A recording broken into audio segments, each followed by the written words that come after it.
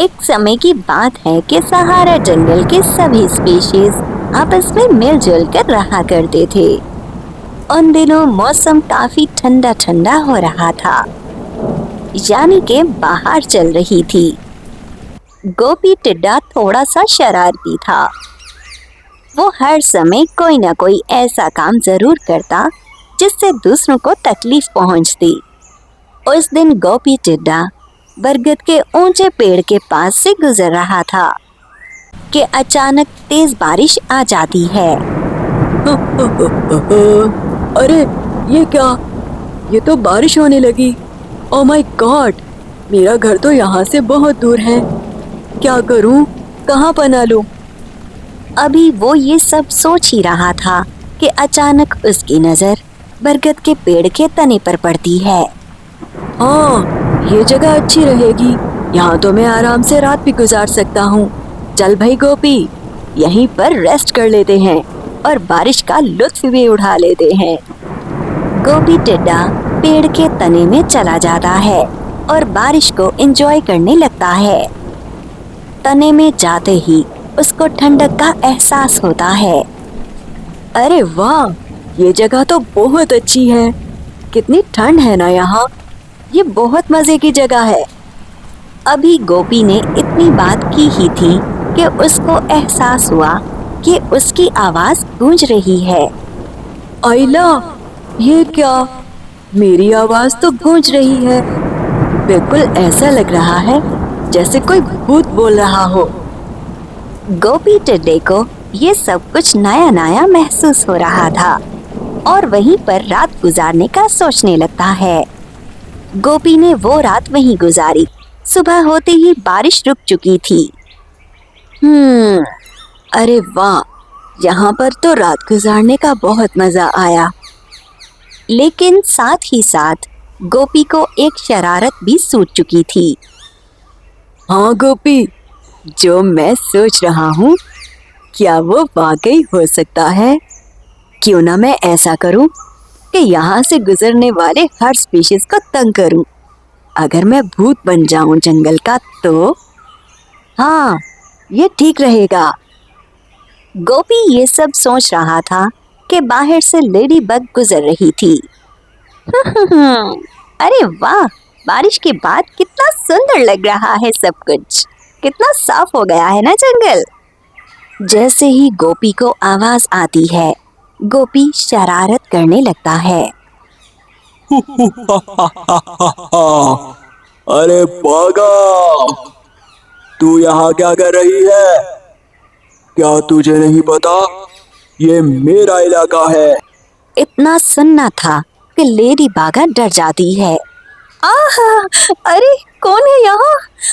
मुझे नहीं पता था कि यहाँ कोई और भी है। कौन हो तुम? क्या तुमने सुना नहीं? मैं भूत हूँ और ये मेरा इलाका है।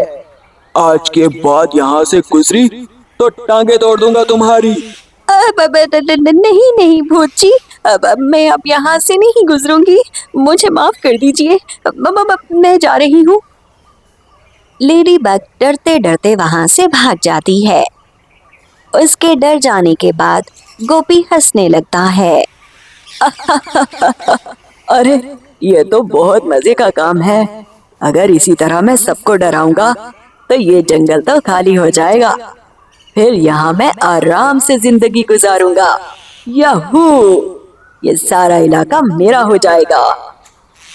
गोपी टिड्डे ने ठान लिया था कि अब वो यहाँ के रहने वालों को जीने नहीं देगा। उधर लेडी बग डरते डरते निम्मो चोंटी के घर के सामने पहुंच जाती है। निम्मो, अरे ओ निम्मो, दरवाजा खोलो। अरे बागा, क्या हुआ? इतना क्यों घबराई हुई हो? अंदर आओ, तुम तो बहुत डरी हुई हो। अरे कुछ मत पूछो निम्मो बहन कि मेरे साथ क्या हुआ है। बड़ी मुश्किल से जान बचाकर आई हूँ। मैं बताती हूँ तुम्हें। और फिर लेडी बग अपने साथ घटी हुई घटना निम्मो चोंटी को बता देती है। हाय, क्या तुम सच कह रही हो बागा? अगर ये सब सच हुआ तो हमारा यहाँ रहना कितना मुश्किल हो जाएगा। नहीं नहीं निम्मो बहन, मैंने तो सोच लिया है कि मैं इस तरह डर के माहौल में यहाँ नहीं रह सकती। भाई मैं तो ये जंगल छोड़कर जा रही हूँ, तुम भी अपना कुछ सोच लो। लेकिन बागा, हम इस तरह से अपने घर छोड़कर जा भी तो नहीं सकते। भला हम कहाँ जाएंगे? और आखिर समझ तो आए बात क्या है।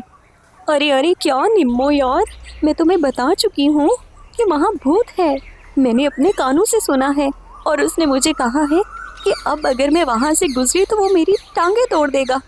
नहीं नहीं, मुझे तो अपनी टांगे बहुत प्यारी हैं। मैं अब वहाँ कभी नहीं जाऊँगी, बल्कि मैं तो ये जंगल ही छोड़कर जा रही हूँ। मैं अपनी बहन के पास सुंदरवन जंगल जा रही हूँ। वो दोनों आपस में बातें कर ही रहे होते हैं कि रानी चूंटी उन दोनों की बातें सुन लेती है। मम्मी, ये लिली बागा आंटी क्या बात कर रही है? कोई भूत वूत नहीं होता आंटी, आपको कोई गलत फहमी हुई है। अरे बेटा, तुम्हें क्या पता कि मैं किस कर्ब से गुजरी हूँ। तुम भी वहाँ जाओगी ना, तुम तो बेहोश हो जाओगी। मैं तो फिर भी अपनी जान बचाकर भाग आई। ठीक है आंटी, अगर आप कह रही हैं तो मैं आपकी बात मान लेती हूँ, लेकिन पर्सनली मुझे यकीन नहीं आ रहा। मैं खुद वहाँ जाऊँगी और कंफर्म करूँगी। शू शू शू, क्या बात कर रही है रानी? मैं तुझे वहाँ नहीं जाने दूंगी। तू मेरी इकलौती बेटी है और मैं तुझे खोना नहीं चाहती। हम नहीं जाएंगे वहाँ पर बरगद के पेड़ के पास। वादा करो मुझसे कि तुम मुझसे पूछे बिना वहाँ नहीं जाओगी। ओहो मम्मी, अच्छा ठीक है, मैं नहीं जाऊँगी वहाँ। अगले ही दिन लेडी बग वहाँ से अपनी बहन के पास दूसरे जंगल चली जाती है। उसने ये जंगल छोड़ दिया था, लेकिन गोपी तो बाज आने वाला नहीं था। वहाँ से जो कोई भी गुजरता वो उसके साथ यही सब कर रहा था। आहिस्ता आहिस्ता करते करते ये बात सारे जंगल में फैल चुकी थी। मुन्नी और रानी बहुत अच्छी दोस्त थी। अरे रानी, तुमने सुना जंगल में जो ये सारी बातें हो रही है? क्या ऐसा सच में हो सकता है? अरे मुन्नी, मुझे भी यकीन नहीं आता, लेकिन हर कोई यकीन किए बैठा है। क्या तुम मेरा साथ दोगी अगर हम वहाँ जाकर देखें कि असल में भूत है कौन? तो फिर सारे जंगल वासियों का भला हो सकता है। ना बाबा ना, मैं तो वहाँ नहीं जाने वाली। तुम्हें जाना है तो तुम जाओ। क्यों मुन्नी, तुम तो मेरी सबसे अच्छी दोस्त हो। अगर तुम ही मेरी बात नहीं मानोगी तो फिर कौन मानेगा? ना बाबा ना, मुझे तो अपनी जान बहुत प्यारी है। मैं तो वहाँ नहीं जाऊंगी। जाओ किसी और से पूछ लो जाके। मुन्नी तितली ने अपनी दोस्त रानी का साथ नहीं दिया था और रानी अकेले वहाँ नहीं जाना चाहती थी। लेकिन इस बीच बहुत से स्पीशीज जंगल छोड़कर जा चुके थे। अभी रानी इसी कश्मकश में थी कि आखिर वो इस बात का पता कैसे लगाए कि अचानक रामू घोंगा उसे मिल जाता है। अरे रामू भैया, क्या हुआ? तुम ये इतना बड़ा बैग लेकर कहाँ जा रहे हो? अरे रानी, क्या तुम्हें नहीं पता, इस जंगल में भूत आ गया है और भूत ने सबको चेतावनी दी है। अगर वो सब यहाँ से नहीं जाएंगे तो वो हम सबको मार देगा और मैं मरना नहीं चाहता। मेरी मम्मी ने मुझे कहा है ये बड़ा सा बैग लाने को। मैं वही लेकर घर जा रहा हूँ ताकि हम पैकिंग कर सके और इस जंगल को छोड़कर जा सकें। अरे क्या रामू भैया, तुम भी लोगों की बातों में आ रहे हो? देखो, इस तरह किसी भी बात की वजह से अपना जंगल छोड़कर थोड़ी ना जाते हैं। अगर तुम मेरा साथ दो तो हम दोनों मिलकर पता लगा लेंगे कि आखिर असल बात है क्या, यानी कि असल वाला भूत कौन है। कौन नहीं चाहता कि हम यहाँ रहें? क्या तुम मेरा साथ दोगे? अरे नहीं नहीं बहन, मुझे अपनी जान बहुत प्यारी है। अगर भूत ने मुझे कुछ कहा तो, या उसने मेरी टांगे तोड़ दी तो? नहीं नहीं, मैं ये रिस्क नहीं ले सकता। मैं नहीं चलूँगा तुम्हारे साथ। नहीं रामू भैया, असल में बात कुछ और है। जरा सोचो तो सही, आज से पहले ऐसा कभी नहीं हुआ, तो फिर अब कौन है जो हमारा भला नहीं चाहता? प्लीज तुम मेरा साथ दे दो, हम दोनों मिलकर पता लगा लेंगे कि आखिर वो भूत है कौन। अब रामू की समझ में कुछ कुछ बात आने लगती है। हाँ रानी बहन, कह तो तुम ठीक रही हो, लेकिन मेरी मम्मी से कौन बात करेगा? ये इतना बड़ा बैग उन्होंने ही तो कहा है मुझे लाने के लिए। हाँ रामू भैया, चलो मैं तुम्हारे साथ चलती हूँ, लेकिन हम अभी तुम्हारी मम्मी को नहीं बताएंगे कि हम कहाँ जाने वाले हैं। और फिर वो दोनों घूंगा मासी के पास चले जाते हैं। घूंगा मासी, आप ये जंगल छोड़कर क्यों जा रहे हो? वहाँ मेरी मम्मी भी तैयारी कर रही है। प्लीज़ अपना घर छोड़कर मत जाओ, हम यहीं पैदा हुए हैं, यहीं पले बड़े हैं। प्लीज़ हमें यहीं रहना है, हम यहीं रहना चाहते हैं। प्लीज़ ये जंगल छोड़कर मत जाओ। अरे मेरी बच्ची, नहीं जाना चाहते हम ये घर छोड़कर, लेकिन क्या करें? अगर वो भूत उसने हमें नुकसान पहुंचाया तो कौन होगा इसका जिम्मेदार? ना मेरा बच्चा, जान बहुत प्यारी होती है, बस हम इसीलिए ये जंगल छोड़कर जा रहे हैं। रानी खामोश हो जाती है और उसने घूंगा मासी को कुछ नहीं कहा।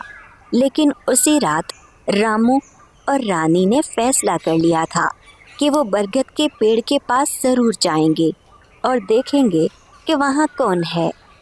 शाम होते ही वो दोनों बरगद के पेड़ के तने में चले जाते हैं, लेकिन उस समय गोपी टिड्डा वहाँ नहीं था। अरे वाह, ये जगह तो बहुत ठंडी है और कितनी सुकून वाली भी है। रामू भैया, ऐसा तो नहीं लग रहा कि यहाँ कोई है।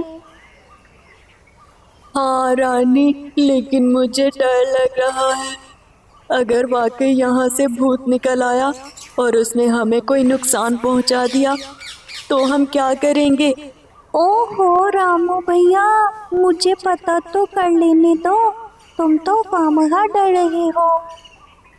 भूत भैया, अरे भूत, अगर तुम यहाँ हो तो प्लीज हमें बताओ, हम तुमसे बात करने आए हैं। भूत भैया देखो, क्या तुम हमारे साथ कोई डील कर लोगे ताकि हमारे जंगलवासी यहाँ से ना जाएं? भूत भैया सुनो तो। रानी के बार बार आवाज देने पर भी कोई जवाब नहीं आता। जवाब तो तब आता जब वहाँ पर कोई होता, लेकिन गोपी टिड्डा तो दिन के समय वहाँ आता था, इसलिए आगे से कोई जवाब नहीं आता। यही वजह थी कि रानी चींटी को शक होने लगता है। रामू भैया, हम ऐसा करते हैं, हम यहाँ छुप जाते हैं और देखते हैं कि यहाँ कौन आता है, कौन भूत बनकर डरा रहा है लोगों को। और रामू और रानी ने ऐसा ही किया। वहीं वो किसी तने के पीछे छुप जाते हैं। सारी रात छुपे रहने के बाद भी वहाँ कोई नहीं आया। सुबह हो जाती है और थोड़ी देर गुजरने के बाद ही गोपी टिड्डा वहाँ आ जाता है। ल ल ल ल ल ल ल ल ल। चल भाई गोपी, काम पे लग जा, बस कोई ना कोई यहाँ से गुजरता ही होगा। रानी चोरी चोरी ये सब कुछ देख रही थी। कौन है वहाँ? ये मेरा इलाका है, चले जाओ यहाँ से, वरना मैं तुम्हें खा जाऊंगा। हा हा हा। रानी ये सब कुछ अपनी आंखों से देख लेती है। अब तो उसको पता चल गया था कि इस कहानी के पीछे असल में कौन है। लेकिन रानी उस समय बाहर नहीं आई। जब गोपी टिड्डा वहाँ से चला जाता है तो रामू और रानी बाहर आ जाते हैं। देखा रामू भैया, मैं कहती थी ना कि इस बात के पीछे जरूर कोई है। चलो चलो सबको चलकर बताते हैं कि असल में ये कौन कर रहा है। वो दोनों भागे भागे निम्मो चूंटी के पास आते हैं और रानी ने सारी घटी हुई घटना अपनी माँ को बता दी। अल्लाह तौबा तौबा, सत्यानाश जाए इस गोपी के बच्चे का। चलो रानी, घोंगा मासी के पास जाते हैं और इसको सबक सिखाते हैं। ये बात जंगल में आग की तरह फैल चुकी थी और सारे जंगलवासी इकट्ठे होकर गोपी टिड्डे के पास जाते हैं। अरे सत्यानाश जाए गोपी तेरा, अरे नाश मोहे, अरे वो तू था जो सारे जंगल का जीना हराम किए हुए था। तू तो भूत से भी बुरा निकला, मारो इसको। क्या देख रहे हो सारे जंगल के वासियों, मारो इसे। सभी स्पीशीज इकट्ठे होकर उसकी धुलाई करने लगते हैं। माफ कर दो, मुझे माफ कर दो, मुझसे गलती हो गई, आइंदा ऐसा नहीं होगा, माफ कर दो मुझे। तुम्हें शर्म नहीं आई ये सब करते हुए? तुम्हारी वजह से कितने स्पीशीज जंगल छोड़कर जा चुके हैं। अब तुम्हारी सजा ये है कि तुम इस जंगल से कहीं दूर चले जाओ। हम तुम्हें यहाँ बर्दाश्त नहीं करेंगे। बाबा ठीक है, मैं यहाँ से चला जाता हूँ, लेकिन मुझे मारना मत, मुझे माफ कर दो, गलती हो गई मुझसे। और फिर सभी के कहने पर गोपी को वो जंगल छोड़कर जाना पड़ा। उसके जाने के बाद शांति हो गई थी और सभी स्पीशीज खुशी खुशी रहने लगते हैं।